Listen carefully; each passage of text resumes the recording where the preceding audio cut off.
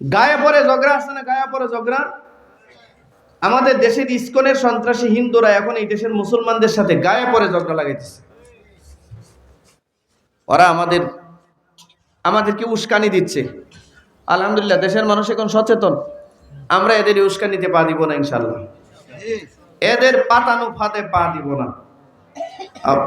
আমাদের দেশের, আমাদের সমাজের, আমাদের এলাকার যত হিন্দু ভাই বোনেরা আছে, এরা আমাদের সমাজের মানুষ।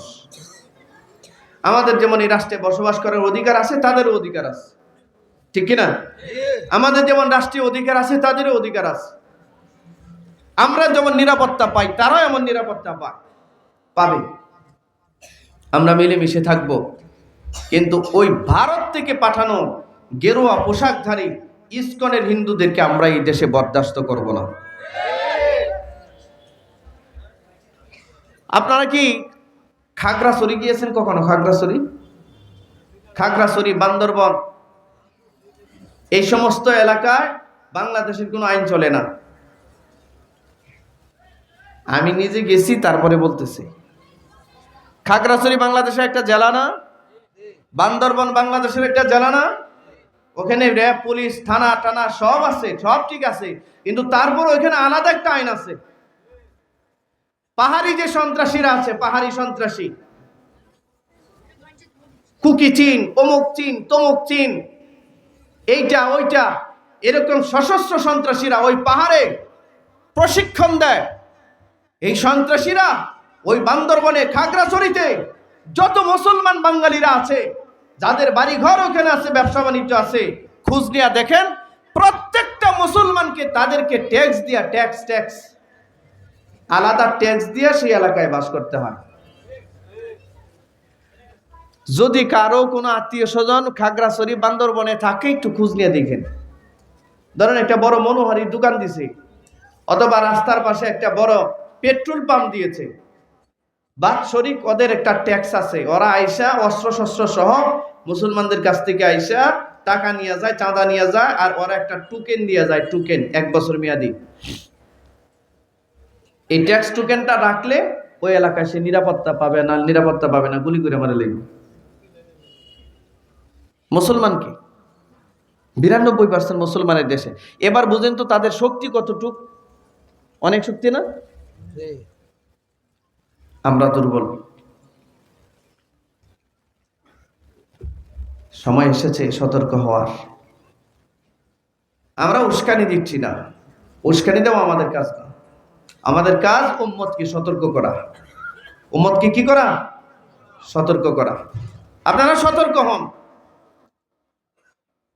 আল্লাহর সবচেয়ে বড় দেওয়া নিয়ামত, এক আল্লাহর প্রতি আমরা ঈমান আনছি, আমরা এক আল্লাহর তাওহীদে বিশ্বাস করি। আমরা জানি আমাদের রব একজন। কয়জন বলেন? আল্লাহ এই কথার উপরে আমাদেরকে ইস্তেকামত থাকার তৌফিক দান করেন। আল্লাহ রাব্বুল আলামিন বলেছেন, ইন্নাল্লাযীনা ক্বালু রাব্বুনাল্লাহ,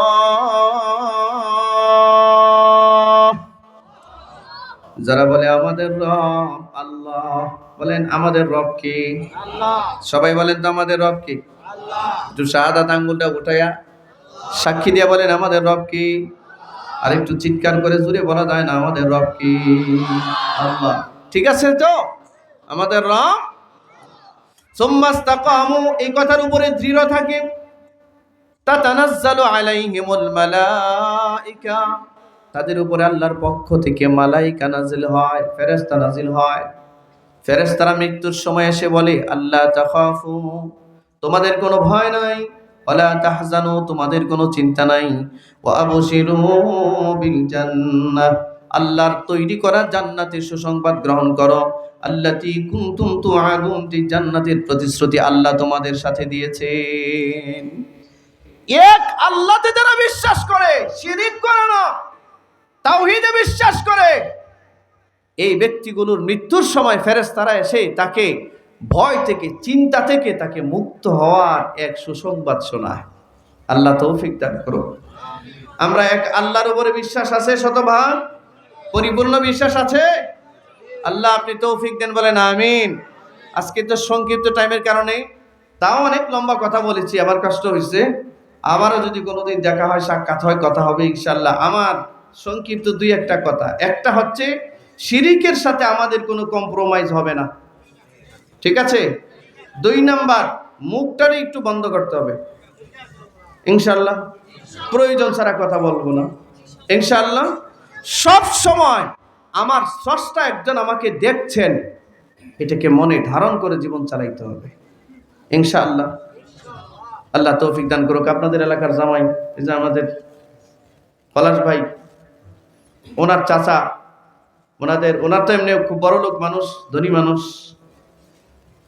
বাড়ি দ্বারা মধ্যবাড্ডা ডিআইটি প্রজেক্ট কেন্দ্রীয় বাইতুর রহমান কেন্দ্রীয় মসজিদের সভাপতি, অনেক ভালো মানুষ, অনেক ভালো মানুষ।